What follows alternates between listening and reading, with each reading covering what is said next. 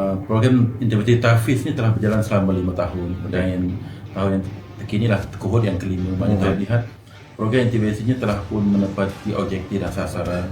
Dengan sebenarnya peruntukan RM25,000 itu adalah asas kepada membentuk ekosistem pembelajaran.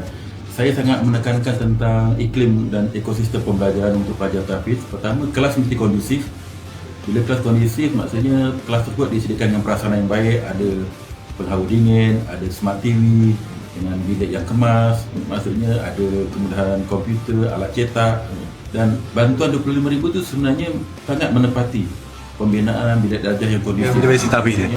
Bagi saya program intervensi tahfiz ni sangat bagus lah. Dia memberi peluang untuk pelajar-pelajar tahfiz untuk ambil jalan akademik, ambil aliran perdana, dan diorang dapat mempunyai lagi banyak peluang lah untuk cari jalan-jalan berbeza lah dalam bidang-bidang ke dunia ni. Baik.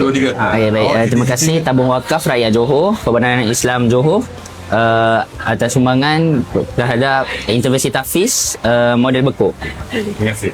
Terima kasih. Saya mengambil kesempatan untuk mengucapkan terima kasih dan penghargaan kepada Pembangunan Islam Johor yang telah menggunakan dana wakaf ini untuk memajukan kejayaan dan kecemerlangan pelajar SKS Panggang khususnya dan amin pada sekolah-sekolah yang lain, dan mudah-mudahan sumbangan ini adalah berterusan dan akan menyokong kepada usaha-usaha kecemerlangan murid-murid pelajar tahfiz.